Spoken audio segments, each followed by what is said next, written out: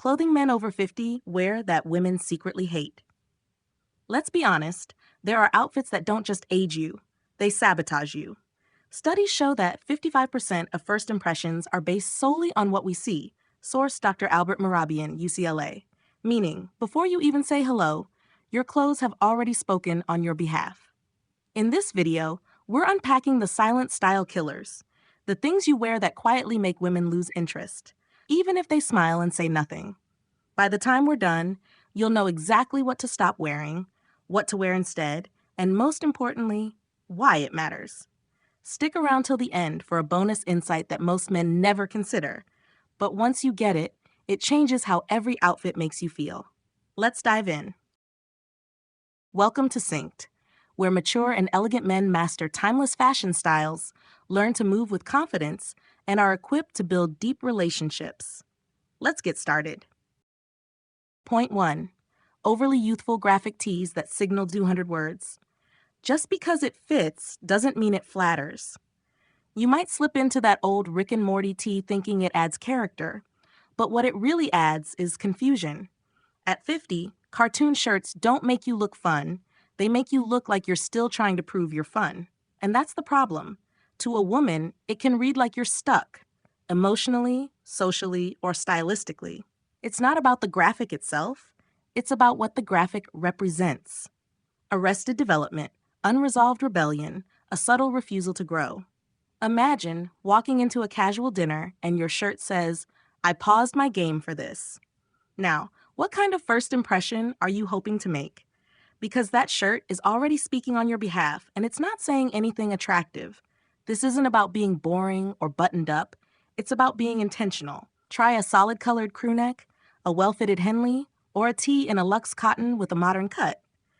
Add a casual jacket or a knit blazer, and suddenly you're not trying to relive your 20s, you're rewriting what cool looks like in your 50s. Confidence doesn't scream through a slogan, it whispers through style. Point 2. Bulky orthopedic sneakers, mistaken for style. There's a fine line between choosing comfort and announcing to the world that you've given up. You've seen them, those chunky orthopedic sneakers that look like they were designed for chasing toddlers at Disneyland. Great for arch support, terrible for style. And yet, some men wear them to brunch like they're making a fashion statement. They're not. These shoes break the flow of your silhouette. They make your legs look stubbier, your stride look heavier, and your entire presence feel weighed down. You might think they're neutral, but to a woman, they often signal stagnation, like you stopped caring about how you walk, how you feel, and how you're perceived. And here's a fascinating detail.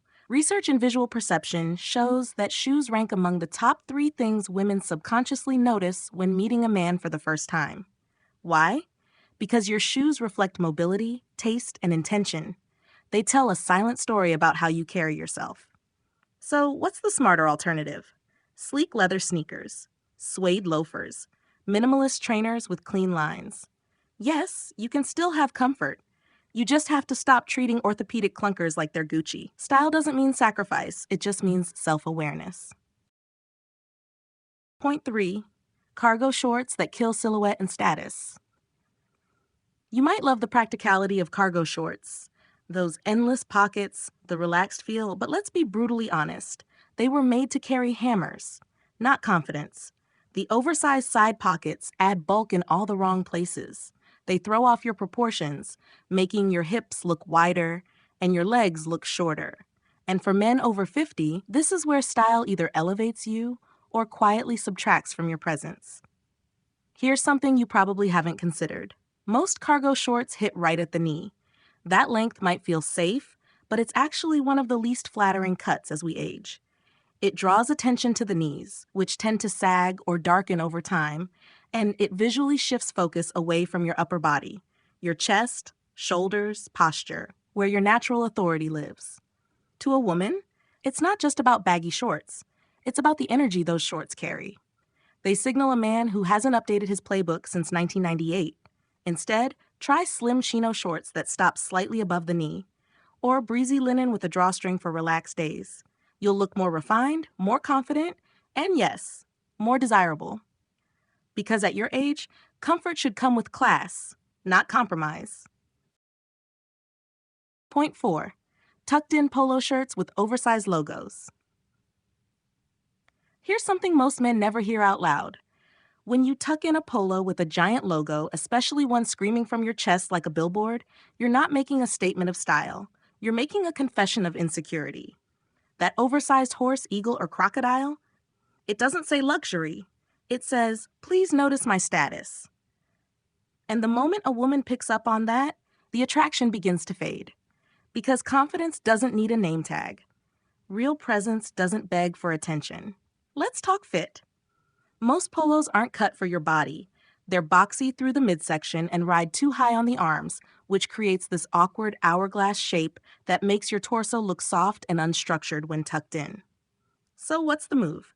Choose polos with minimal or no branding. Go for tailored cuts with side vents and a hem that ends around your zipper line. That's your signal. If the hem hits there, wear it untucked. If it's longer and you're wearing a jacket, then tuck it in strategically, not by default. Because the difference between retired golf dad and refined gentleman is in the details you think no one notices. But they always do. Point 5. Faded denim with elastic waistbands. Yes, elastic waistband jeans are comfortable, but let's be honest, they're also quietly broadcasting a message. I've stopped trying. The faded wash, the sagging fabric around the thighs and seat, the elastic band peeking out when you sit, it doesn't just age you, it erases you.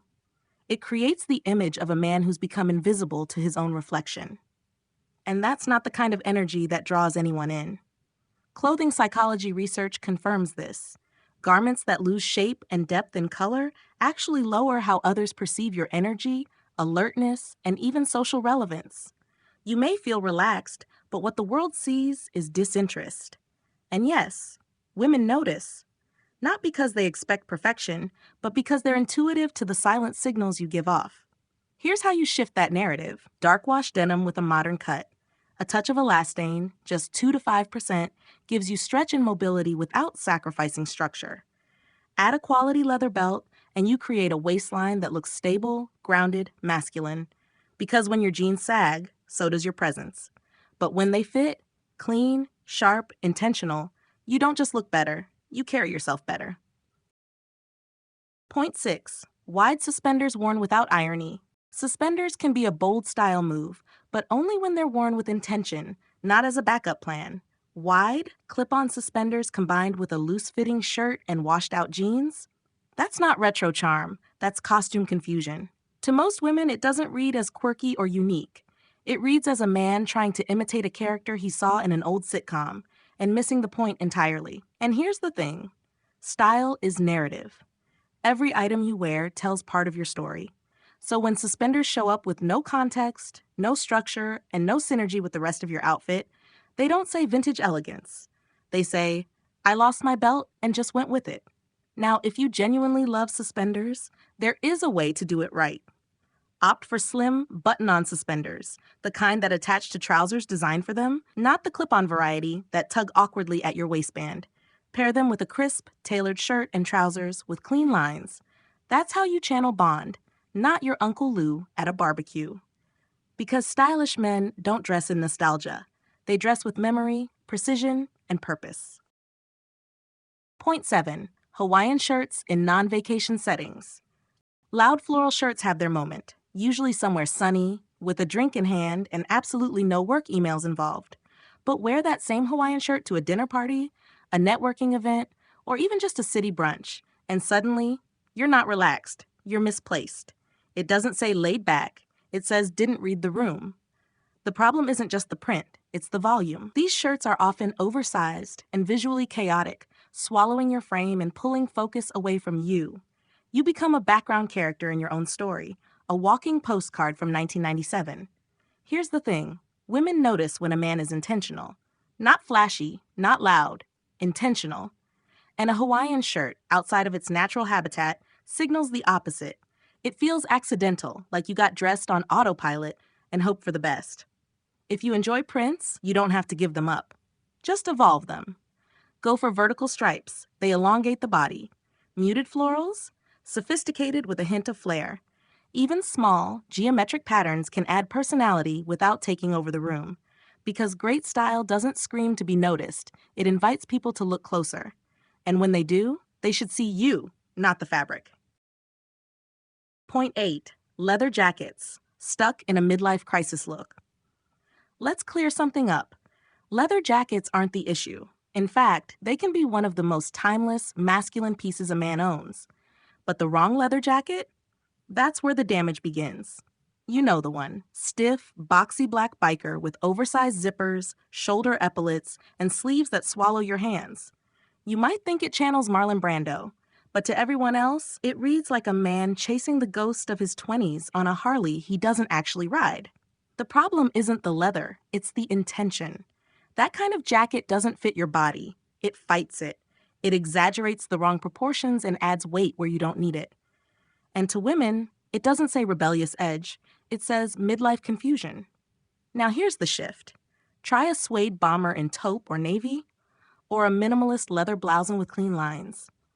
Even a brown racer jacket with subtle stitching does wonders.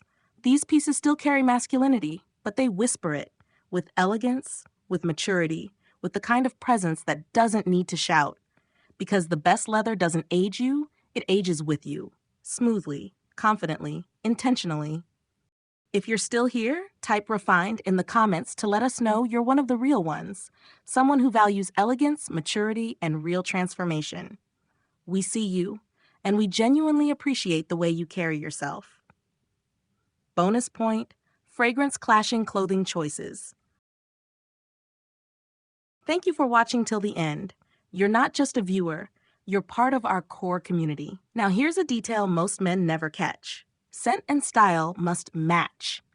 You've probably met a man who smells like Tom Ford Oud Wood, but looks like he got dressed in the dark. That disconnect? It's jarring, and women pick up on it instantly. According to scent psychology, our brains subconsciously expect visual harmony with olfactory cues. So if your cologne is deep and sensual, wear textures like suede, cashmere, or merino wool. If your fragrance is crisp and citrusy, go for clean cuts, fresh colors, and light fabrics. Because when your look and your scent tell the same story, you don't just smell good. You feel expensive. Wrap up, quick takeaways. Avoid overcompensating with trends. Dress with intention, not nostalgia. Let your clothes amplify your presence, not distract from it. If this video helped you rethink your wardrobe, even just one item, tap that like button. It helps us reach more people who care about showing up in the world with purpose. Subscribe for daily insights on dressing better, living smarter, and standing taller. And if someone comes to mind who needs a gentle style wake-up call, share this with them. Thanks for watching. We've handpicked your next power move. It's on your screen now. Click it. We'll see you tomorrow.